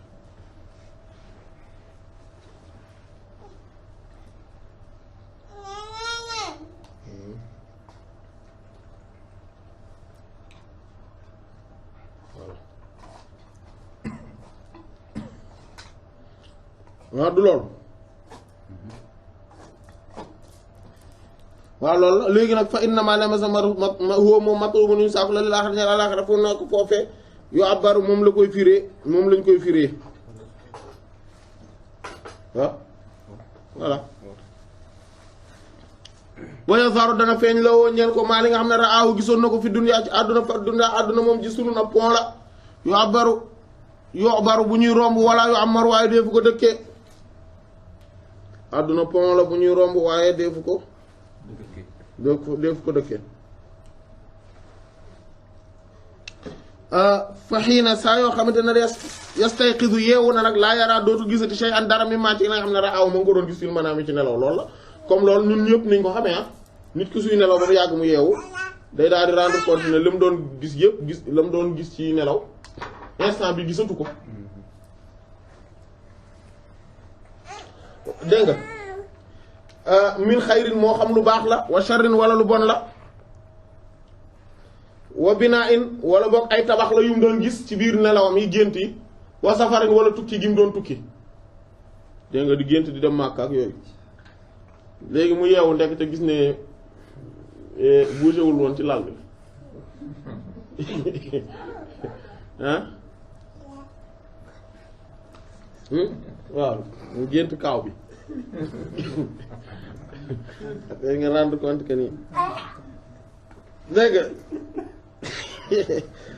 léegi nag fa man koo xam ne na war a leeral na allah bur yàlla basiratoo gis-gisu xolam waa bare mu daal di mën a fiiri nag ru'yaawu géntam huna loola xabla huna fii nii ci àdduna xablal mawt lu njëkk muy dee aflaxa day texe kooku la ki nga xamante ne moom yi muy gis ci àdduna yëpp comprendre na ban sens la yàlla namm ci moom kooku day texe parce que fiiri na ko avant muy dee il a pu interpréter son rêve avant même de mourir c'est-à-dire que dans voilà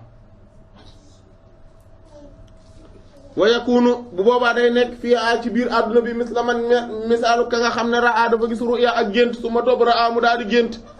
mu daal di gis tamit fii ruya ci biir gént gi am na woon nga moom ko istayqaza dafa yeewu fa yàqu sax mu daal di nettali maa li nga xam te ne raaw gis na ko woote moom fi naw mi ngi ci nelaw ala ba'd naas ci leen ci nit ñi alladina yi nga xam te ne yaraaw mi ngi leen di gis fi naw mi ci géntam gi fay fassiru mu daal koy firil la ñeen ko xaalaat naw mi te fekk booba ma ngay nelaw fay istayqaza bu yeewoo nag xiina sin bu boobaa yasar mu daal di biir la woo ñeen ko feeñ ca moom am na woon ne kan moom lam yasal dañul woon fi maanaam ci nelaw fii xaali ruyaa ci xaalu bi mi nga xam ne mu ngi gént wa fi xaali taabir yi ak xaalu bi nga xamante ne moom mooy biñ ko koy firil bi yaa ci moom woowoote loolu nag asaxu taabir moom mooy firi gi gën a wér ci firi yi baax na tey loolu kooku noonu il est comparable à quelqu'un boo xamante ne àdduna da doon nelaw maanaam nit kuy nelaw imaginer ngay nelaw nga gént benn affaire nga daal di yeewu ci biir nelaw yi nga dem am koo taseel nga nettali ko li nga gént moom mu ne la li nga gént nii kat nangam lay tekki nga daal di yeewu nag rendre compte que ni ndekete même ci biir bi ma géntee ni maanaam ni dama yeewu dem nettali ko sax ndekete loolu ci gént la nekkoon façon boobu mooy firi bi gën a jub ci firi yi aussi loolu tax bu la yàlla mayee loolu ci gént souvent loolu moo gën a jub ci firi mooy yow nga gént dara ba pare yeewu ci biir gént gi nettali ko ku la ko firil kooku ne la lii lay tekki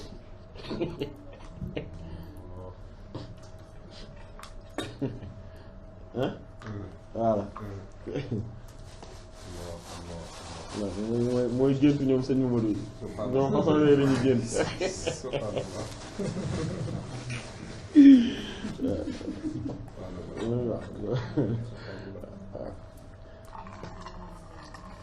dégg nga wa kazalika ni ki noonu alfatanu aji muus gi ku muus allabibu aji yeewu ji nga am nga xam xel mu rëy la yor fi hadhihi daar ci biir kër gi mooy àdduna maa kaw nii ànd ak ne moom nekk gi mu nekk fi maanaam yi ci nelaw nelawam yaraa di gis am na ne ko moom istayqaza dafa yeewu maanaam moom en tant que mi ngi nelaw dafay gis ne dafa yeewu par exemple bu ko defee mu daal di firi dégg nga ru'yaahu ak géntam fi maanaam yi ci nelawam dégg nga li yantabiha bu ko defee mu mën a yeewu maanaam mu yantabiha mooy mu attirer attention moom wa yazdajira mu daal di jàjju maanaam maanaam mu jàjju mooy mu yedd boppam maanaam voilà wa yasluku bu ko defee mu daal di sóobu tariqa sadaadi yoon bu mëdd bi maanaam mooy yoon bi nga xam ne mooy yoon bu jub bi bu baaxul voilà c'est-à-dire que ki nga xamante ne moom il est éveillé c'est-à-dire que il est éveillé il est maanaam intelligent voilà intelligent kooku ci biir nelawam yi c'est-à-dire que ci àdduna moom bu gisee àdduna bi day mel ni comme si da doon gént maanaam comme ñaa ngi ne comme ñun ñu ngi ciy nelaw en fait àdduna mais moom avec mi ngi gént comme tout le monde c'est-à-dire que il voit les choses par l'œil l'œil du visage comme ñëpp sauf que moom ci biir nelaw boobu c'est-à-dire que ñoom moom yeewu na c'est-à-dire que son œil c'est-à-dire que son cœur s'est réveillé et par l'œil du cœur moom il voit c'est-à-dire qu'il peut interpréter ce qu'il voit avec l'œil du visage c'est-à-dire que dans son sommeil même il s'est réveillé dans son sommeil et il pourra interpréter lan li nga xamante ne moom mooy li mu gis mu da ko mën a firi loolu la kooku loolu la àdduna ku yeewu fii àdduna kooku comme genre kii kële la comme kooku la léegi bu loolu nag da koy permettre mu mën a defal ndànk kat am na yoo xam ne kat kenn du ko def yi baaxul lii baax na lii nii lañ ko war a defe lii bon na lii kat mu daal di topp yoon bu baax bi kooku fay bes ay xasa bu yeewoo nag bil mawti ci dee léegi nag après comme que nit ñi dañuy nelaw et que buñ deewee la ñuy yeewu nekk dans une autre réalité en réalité maanaam ndax dee après dee àdduna boobu la vie après la mort buñ ko doon comparer ak suñu àdduna bi c'est comme ñun suñu àdduna bi buñ koy comparer ak nit ki buy nelaw li muy gént àdduna boobu muy dund c'est la réalité totale fële alors que fii dañuy nelaw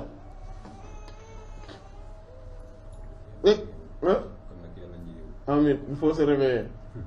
même avant même la mort il faut voilà il faut se réveiller fii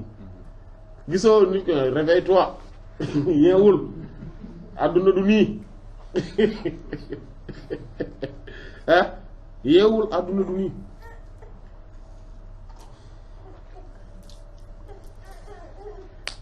dégg nga kon kooku fa say xasa bu yeewoo bil mawti ci dee maam saabu dee xamita day daal di mën a gërëm nag ruyaahu ak géntam wa mu di xatte def na ko tagg bi maanaam yi ci nelawam ci ngéntam yooyu wakkaana léegi nag maanaam loolu nag dañ ko ci mën a taggee ni ko nelaw ya nga nelaw de ci àdduna nelaw yooyu na nga ca doxale jub na parce que dafa yeewu ci biir nelaw yi firi ko ni ñu ko war a firi contrairement ak ki nga xam ne moom day nelaw di distraire pour moom àdduna bi dara garawul affaire yi kii maintenant même xaalu yeewu googu nit ñi dañ ciy wute am na ñoo xamante ne mais ils sont plongés totalement dans un éveil mais dans un sommeil tellement profond que lu baax ak lu bon sax mënuñu ko xàmmee dañuy def rek àdduna daal fii la ne rek yàlla ci jëmmi boppam sax duñ ko gëm. nit ñi tamit noonu la ñuy seen yeewute lu ñuy gën di yeewu nag ñuy gën a tegu ci yoon bu baax di gën a mën a conscient di mën a xàmmee lu baax ak lu bon di ma et cetera parce que ce sont des choses abstraites quand même le bien et le mal loolu c'est une chose abstraite ah loolu ay affaires yu abstraites la mais que nga mën ko xàmmee c'est-à-dire que donc l'éveil du cœur mooy la clairvoyance permet de distinguer voilà nii laa war a dox lii war ko defee lii dafa baax lii dafa bon lii la ñu war a lii et cetera kooku ilaa lay kooku bu demee àllaaxira ba dee buy yeewu woo day daal kontaan ci nelaw dañ koy sant ci nelawam yooyu mu doon nelaw malgré que mi ngi ci nelaw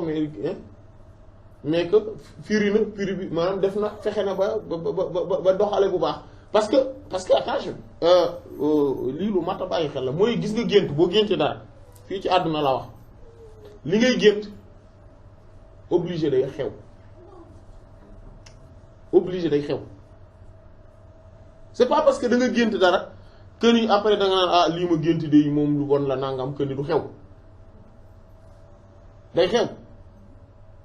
maintenant ñaan yeeg yenn xeetu doxalin yeeg yi sunna yi di jàngal ak yooyu yëpp pour lan la pour maanaam déjà psychologiquement nga mën a pare pour mën a dékku affaire bi kese mais mbir moom day xew xudiyal amru alladhi fihi tastaftiyan yàlla dogal na ko après looloo tax nga gént ko waaw moo tax nga gis ko su xewul woon doo ko gis su nekkul woon une réalité doo ko gis voilà maintenant il faut voilà donc le fait que nga yeewu moo tax nga le fait que nga mën a am maîtrise ci say gént foofu la avantage bi ne yow imaginer tey ngay gént loo xamante ne yow ci sa biir gént gi am nga maîtrise nga am maîtrise ci sa biir gént gi di dogal xam nga kooku moom yow am nga les rênes entre tes mains le volant kooku nag bu yeewoo day daal di kontaan ca la mu géntoon parce que moom amoon na éveil ak maîtrise ci biir gént gi comprendre alors que ki nga xam ne amul benn éveil moom maf'ulun bihi rek la c'est-à-dire que il n'est que complément d'objet dans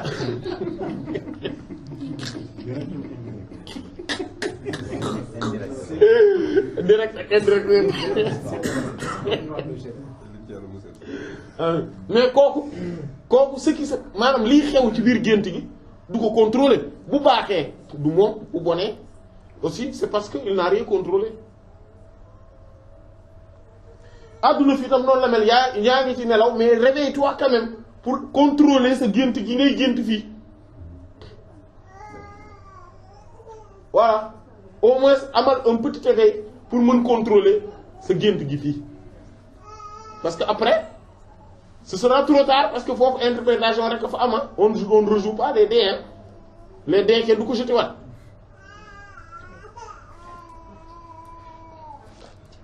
dégg nga amul rattrapage amul deuxième tour amul dara léegi nag mu ne wakkaana mu nekk nag ibtixaa'ul fadli maanaam sàkku ngëneel bi nga xam ne moom la ñu wax na ci aaya bi maanaam ne seen nelawu bëccëgee guddi ak sàkku ngëneel yi ak sàkku ngëneel minu ci moom borom subhaanahu wa ta'ala fi xaq ci àqu man ka nga xam ne raa dafay gis fii naw mi ci nelaw annahu ne kat mustayqizun yeewu na fii naw mi ci nelawam c'est-à-dire que kon borom subhaanahu wa ta'ala am na ay nit ñoo xamante ne daf leen a may ngëneelu le fait que ñuy mën di yeewu ci seen biir nelaw yi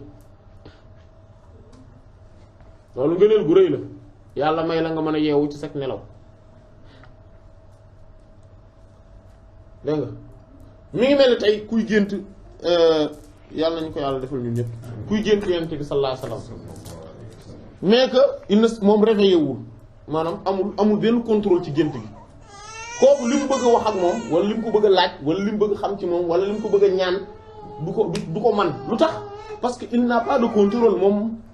complément d'objet là il n'est que complément d'objet il subit les choses alors que ki nga xamante ne ci biir gént googu dem am na ci maîtrise nga xam ne day mën a laaj day mën a yeewu di mën a wax ne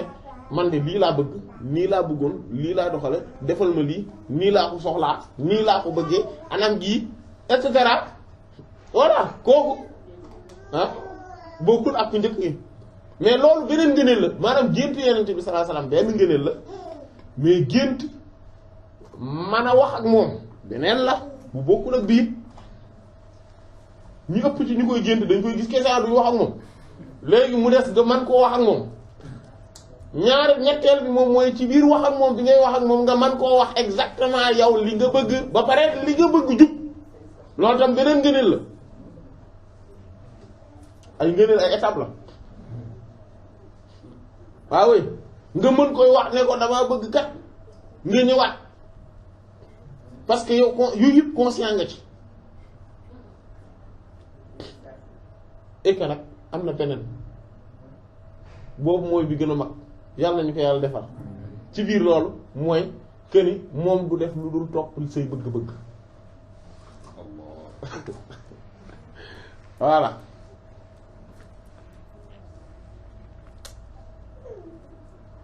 fa sharaful insaani kon nag terangay doomu aadama nit terangam wa fadilatu ak ngëneelam gu rëy gi allati bi nga xam ne faaxa moom la féete kaw bi haa ci teranga googu asnaafal xalq mboolem xeetu mbindeef yi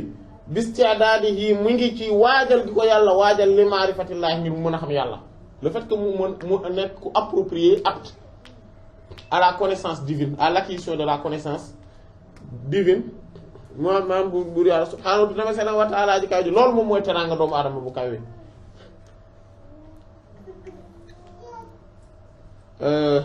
voilà c'est sa noblesse son honneur voilà wa innama li am ba des mooy istu'idda léegi nag dañ koo waajal lil maarifati ci mu xam yàlla bi qalbihi ci xolam laa dude bi jaarihatin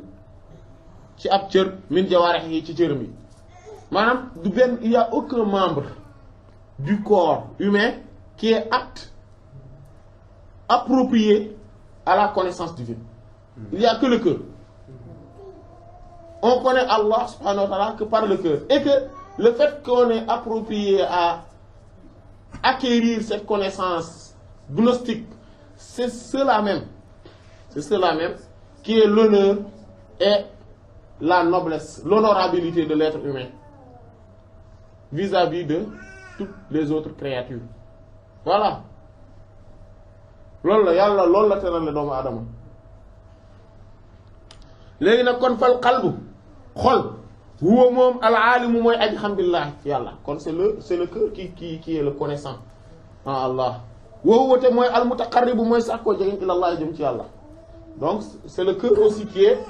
qui se rapproche d'Allah subhanahu qui cherche à se rapprocher d'Allah subhanahu wa ta'ala wa huwa te moom mooy al aamil aji jëf billahi ci bur yàlla ngir yàlla par Allah aussi, par Allah. Donc c'est le cœur qui agit par Allah, qui est l'acteur par Allah. Wowote moom mooy as-sa'i ila aji daw dox ila Allah jëm ci yàlla. Voilà, donc c'est lui qui marche, hein, qui se conditionne vers Allah subhanahu wa ta'ala. Wowote moom mooy al-mukashafu mooy ki ñuy wuññi bi maa ci li nga xam ne inda Allah moo nekk fa yàlla wala day ak maanaam moo nekk maanaam fa moom ca moom. C'est-à-dire que donc c'est celui qui est aussi, c'est le cœur aussi qui est dévoilé de ce qui est auprès d'Allah, hein, et qui est chez lui, voilà, qui est chez Allah et auprès de lui, voilà, qui est chez Allah et auprès de lui. Voilà, gis nga comme inda ak lada, voilà, inda chez lada auprès de. Wa innama li am ba des mooy nag aljawaarihu cër yii ci des nag yaram yii nga di kon lu mu fiy def mu ne at baawoon ay toppe lañ. jeex na wax xudam ak ay liggéeykat lañ serviteur lañ maanaam ils sont dans le service quoi.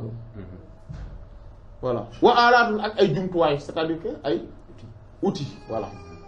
yastaxdimuha boo xam ne dana ko jëfandikoo alqalbu xol moom ñoom lay jëfandikoo wa yastamiluha te daf leen di jëfandikoo istimaalu jëfandikoo ak almaaliku borom li laab di ñeel jaam bi c'est-à-dire que xol ni muy jëfandikoo yeneen cër yi c'est maanaam façon bi mu koy defee mooy comme ni lan comme ni lan ni boroom di jëfandikoo jaamam tey boo amee sa jaam ni nga koy jëfandikoo wee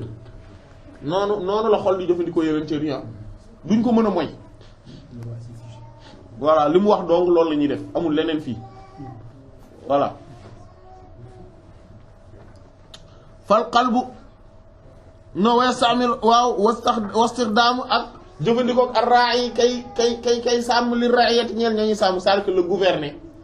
hein, le berger et son troupeau voilà le gouverner et les gouvernants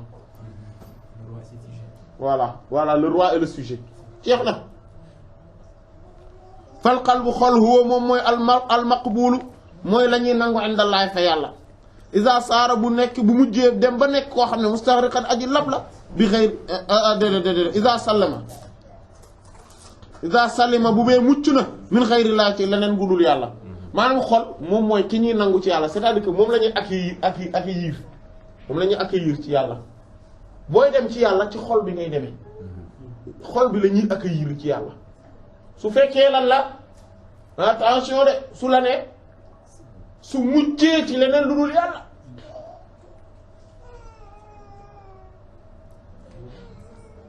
problème bi yëpp foofu la ne woowoo moom xool nag al-mahjub moom mooy ki ñuy yiir anillaahi walif yàlla donc c'est le cœur aussi qui est voilé au détriment d'Allah wala d'Allah subhanahu wa ta'ala xool moom la ñuy yiir moom mooy kii voilé wu isa saara bu mujjee nekk koo xam ne mustaghriqan aji lap la bi ghayrillah ci leneen lu dul yàlla maanaam si li englouti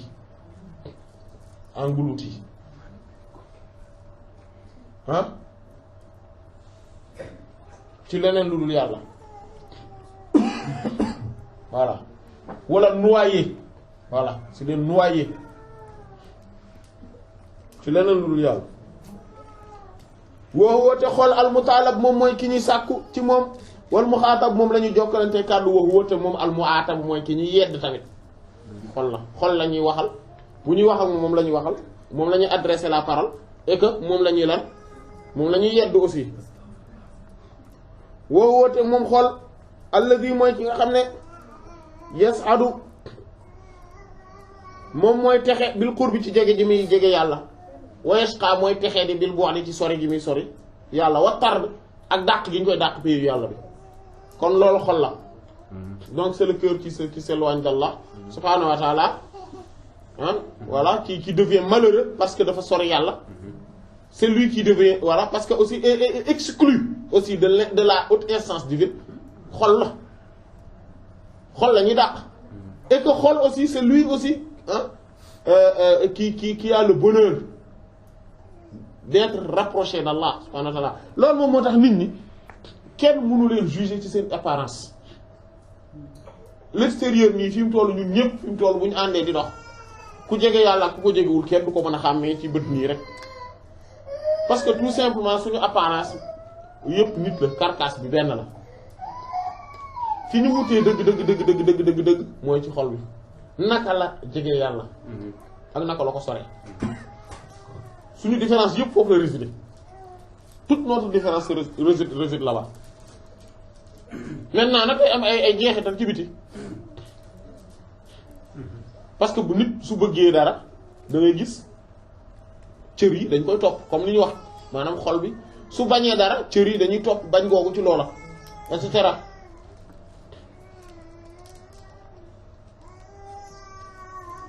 woowu xool al mutiya mooy kiy topp yàlla nag al mutiya mooy aji topp bil haqiqati ci dëgg lillahi ñeel bu yàlla taala ci kaw ji en fait dëgg bu ñu naan diw topp na yàlla xol bay topp yàlla en réalité moo tax cër yi di ci topp waaye innamaa lim am ba des mooy allazi li nga xamante ne yantashiru moom mooy tasaaroo nag léegi mooy répandre ah ala jawaarih ci cër yi minal ibadaat ci ay xeeti jaamu yàlla yëpp anwaar wu ay leeri xol lañ c'est ça tout ce qui se répand là yi nga xamante ne moom la ñuy def mooy tasaaroo ci yaram ba tax yaram yi di mën a jaamu yàlla mooy leer gi tukkee ci xol bi mais si xolal imagine léeg-léeg nga gis nit koo xamante ne day nekk ci benn bàkkaar mais manta ba bàkkaar boobu munu ko bàyyi munul détaché wu ci bàkkaar boobu lan moo tax parce que il n'a pas assez d'énergie dans son cœur énergie spirituelle dans son cœur pour se débarrasser voilà de ces péchés là de ces péchés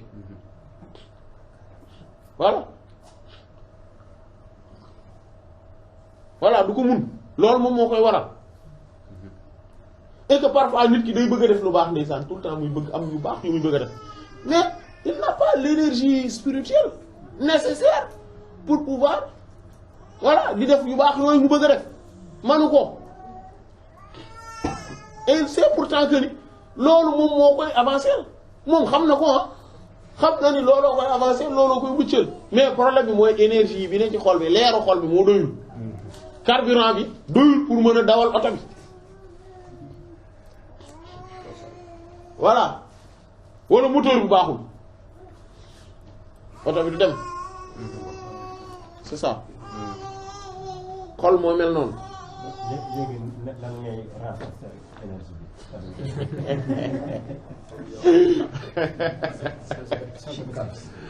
voilà benn mooy zikkar lu bari ndax booy zikkar dafa am leer gu muy wàcc ci xol ñaareel ba mooy sori ñu doy waar ñi ñépp ñi nga xamante ne dañuy tax ba sa xol du jege yàlla ñooñ nga sori leen mooy te ndiku place yi nga xamante ne ay fo ak caaxaan mbel ak reg c'est-à-dire les lieux, les endroits où il n'existe que des plaisanteries, des futilités, voilà. Parce que la distraction, voilà, parce que loolu mooy tax sa xol di distraire loolu soo ko soree mais nga réaliser aussi ak beru maanaam l'isolement mais l'isolement avec le rappel, l'évocation et la mention du rappel d'Allah subhanahu wa ta'ala mu fàttali ko beneen bi ci des moom mooy te bokk na ci bi ci gën a jariñ bi ci ëpp doole presque boobu nag mooy bi ci ëpp doole mooy ànd ak koo xam ne xolam dafa tàkk ci leeru yàlla boobu moo ci ëpp doole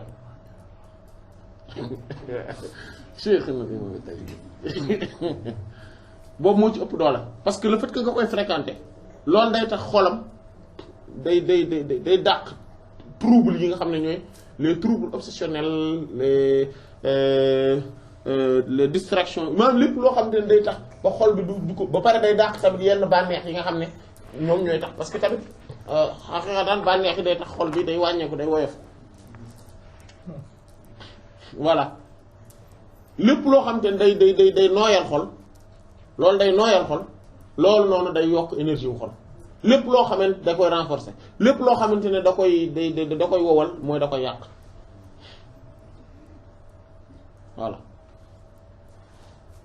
voilà am na ay kii benn exposé publication moo ci defoon fan yi ci yi nooyal xol ak yi wowal xol voilà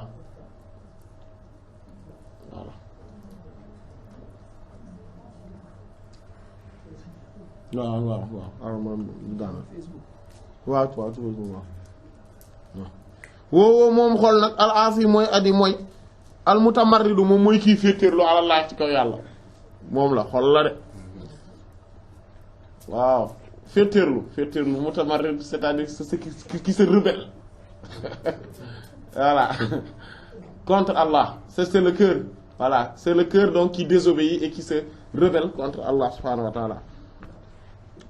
voilà wa innama li am ba des mooy asaari lay daw ilal a'da'i ci yaram yi ci cër yi yaram yi melal fa waaxe ci njombuteef asaaru ay jeexitam lañ donc ce sont ces traces donc c'est les traces de cette désobéissance et de cette rébellion qui se propagent et se répandent dans les membres voilà du corps physique woowu woote mooy allazi mbir mi nga xam ne mooy xol iza arifahu su ko xamee al insaanu doomu aadama arifa day xam rabbahu borom sa xol soo ko xamee rek xam sa borom loolu lañu ko xam sa borom xam boppam xam boromam xamal sa xol xam sa borom